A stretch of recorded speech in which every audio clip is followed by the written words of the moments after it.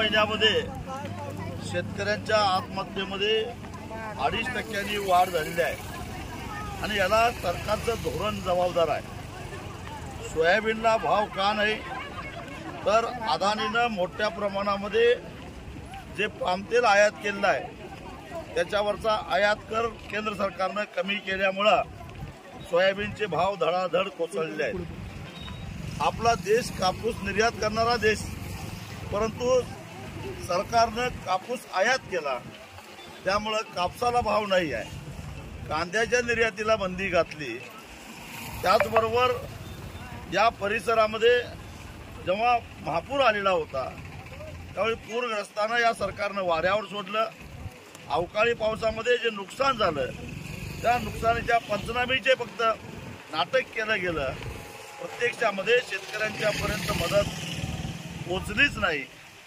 त्याशिवाय पीक विमा कंपन्या शेतकऱ्यांना पैसा द्यायला तयार नाहीत, अग्रिम द्यायला तयार नाहीत। सरकार त्यांचं लाड करतंय, त्यांच्यावर कारवाई करत नाही। त्या शेतकऱ्यांच्या डोक्यावर कर्जाचा बोजा वाढलेला आहे।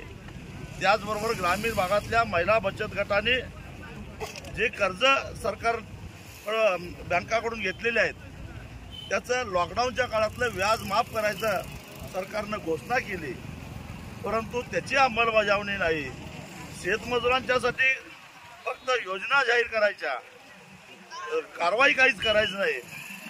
हा सारा जो दुर्दप्पीपणा, हा सारा जो ढोंगबाजीपणा केंद्र आणि राज्य सरकारने केलेला आहे आणि या सगळ्याचा एकत्रित परिणाम म्हणून आज ग्रामीण भागातला शेतकरी शेतमजूर कर्जबाजारी झालेला आहे, आत्महत्या करायला लागला आहे, किड्या मुंग्यासारखं मरायला लागलेलं आहे।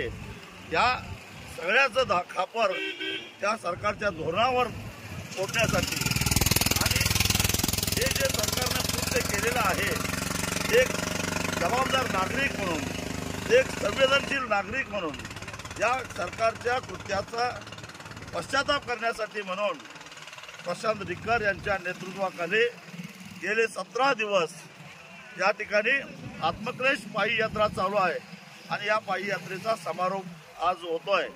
खरं तर ग्रामीण भागामध्ये मोठ्या प्रमाणामध्ये प्रचंड उत्साहानं या यात्रेचं स्वागत झालेलं आहे।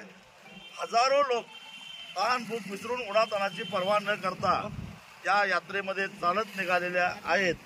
एक प्रकारे केंद्र आणि राज्य सरकारला ती धोक्याची घंटा आहे।